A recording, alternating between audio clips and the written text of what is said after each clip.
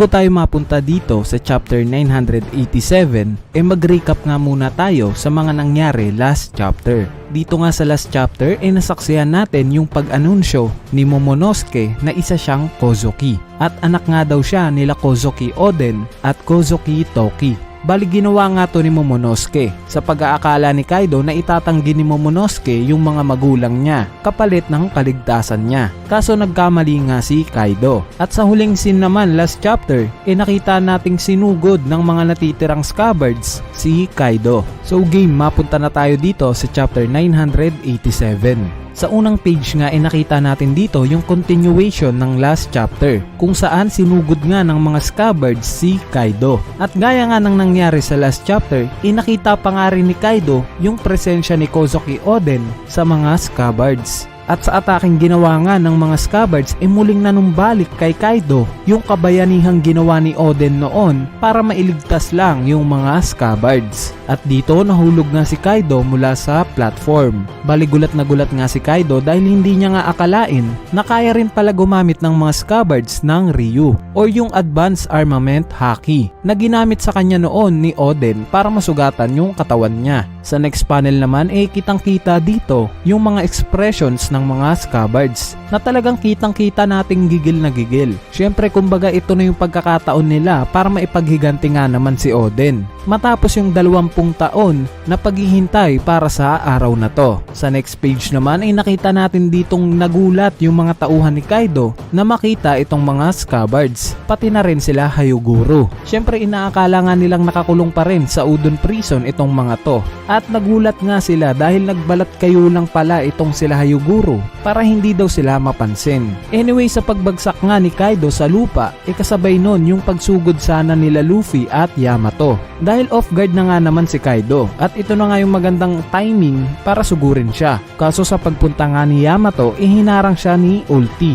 At dito na-recognize nga agad siya ni Luffy. Dahil in last chapters nga, alam naman nating nagkaharap itong dalawa na to. Bale sa next panel naman, sinabi nga ni Yamato kay Ulti na wala na daw siyang pakialam kahit mamatay pa yung tatay niyang si Kaido. At sinabi pa nga niyang ito na daw yung araw na magiging si Kozuki Oden siya. As usual, hindi ito na-gets ni Ulti. So naputol nga yung usapan na yan dahil sa biglang nakita ni Big Mom itong si Luffy. At sinabi niyang pumunta pa daw siya ng Wano para lang patayin itong si Luffy. At bigla nga niyang tinanong si Luffy kung bakit nga daw ba siya nasa Onigashima. At syempre dito sinabi lang ni Luffy na papatumbahin niya daw lahat ng kalaban dahil nga naman sa all out war na daw ito. Bali puputulin ko lang saglit dito yung topic natin. So napansin ko medyo magulo pa yung translation sa part na to. So paalala ko lang guys hindi ito yung official English translation ng manga. Kaya hindi ko masasabing 100% accurate yung mga nakalagay dito o hindi. Okay? Bali kung gusto nyong ma-check yung official na English translation, pinopost yun ng Viz Manga tuwing Monday or Sunday evening. Hindi lang ako sure. So i-check nyo na lang or i-compare nyo kung may mali ba sa translation na to o wala. Anyway, mabalik na tayo sa topic natin.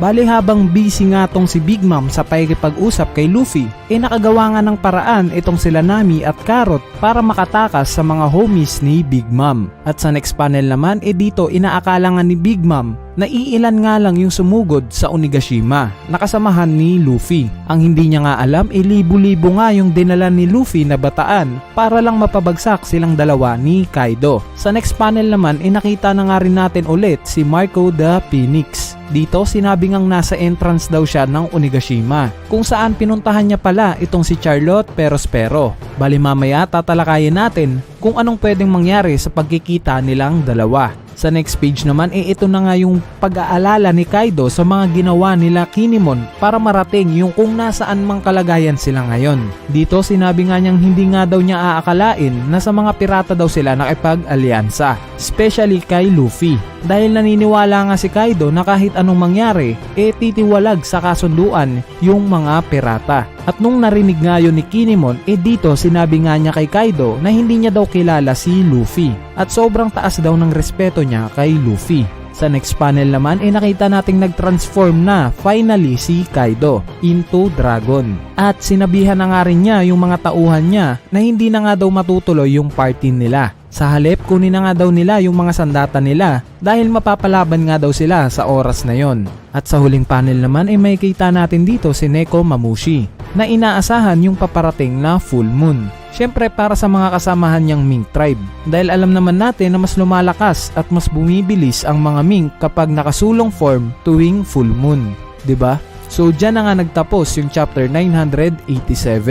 Bali analysis naman tayo sa mga pangyayari sa chapter na to. So sa unang panel nga ng chapter na to, pinaliwanag sa atin ni Kaido na yung Ryu pala o yung Advanced Armament Haki, yung isa sa dahilan kung bakit siya nasugatan ng espada ni Oden na nagmarka sa katawan niya. So indication lang yan na hindi untouchable itong si Kaido. 'Di ba? Kumbaga binibigyan na kaagad tayo ng hint ni Oda na yung Advanced Armament Haki yung pwedeng makapagpatumba dito kay Kaido. And we all know na kaya na nga rin gumamit ni Luffy ng Advanced Armament Haki since tinuruan nga siya ni Hyoguro ng ilang linggo sa Udon Prison. So probably makikita natin sa mga susunod na chapters na mas madalas magagamit itong Ryu or yung Advanced Armament Haki. Sa case naman nila Yamato at Luffy, tumama nga yung konting prediction natin sa last chapter na baka haharangin nga neto ni Ulti sila Luffy at Yamato since nanggigigil nga to sa ginawa sa kanya ni Yamato. Anyway, nakita nga rin natin sa chapter na to sila Zoro at Eustace Kid na tapos na nilang harapin yung mga kalaban nila sa bandang entrance ng Onigashima. So possible na pasunod na tong dalawa na to sa platform kung nasaan sila Luffy at Kaido. Sa case naman netong si Marco the Phoenix na pinuntahan niya si Perospero, I think hindi niya kakalabanin o papatayin si Perospero. Bakit? Dahil kung maaalala nyo nga in chapter 983, sinabi mismo ni Perospero na sa una pa lang daw hindi na talaga siya sang-ayon sa pakikipag-alyansa nila kay Kaido. At since betrayal or pagtataksil nga yung tema netong Wano Arc, tingin ko possible rin na bumaliktad itong si Perospero para kalabanin sila Kaido. So pwede, 'di ba? Sa case naman ng pagkakaroon ng full moon sa Onigashima, sobrang laking bagay nun para sa Mink tribe. Syempre dahil nga sa sulong form na pwede nilang maiambag sa pwersa nila laban kay Kaido. At besides nga dyan, excited rin akong makita kung ano-ano nga bang itsura ng sulong form ng iba't ibang mga Mink. Since sila Carrot at Pecoms pa nga lang yung aktual na nakita natin na nakapag sulong form sa series ng One Piece. I'm sure sobrang ganda ng kalalabasan ng sulong form kila Inuarashi, Neko Mamushi at syempre kay Bippo. All in all, itong chapter na to para sa akin sobrang pang-hype para sa susunod na chapter. Dahil nakita nga natin si Kaido na nag-transform na into dragon. At I'm sure kapag naka-dragon form itong si Kaido, mas madali siyang matatamaan ng atake. Since malawak nga yung capacity ng katawan niya. So possible next chapter puro bakbakan na yung makikita natin. Especially sa part ng mga scabbards. And I hope, sana makita rin natin na maglaban itong sila Big Mom at Luffy. Dahil gusto kong makita kung gaano nakalaki yung in-improve ni Luffy simula nung time na inatake niya si Big Mom sa Whole Cake Island arc. Dahil nakita naman natin na parang no match si Luffy kay Big Mom sa time na yon, 'di ba?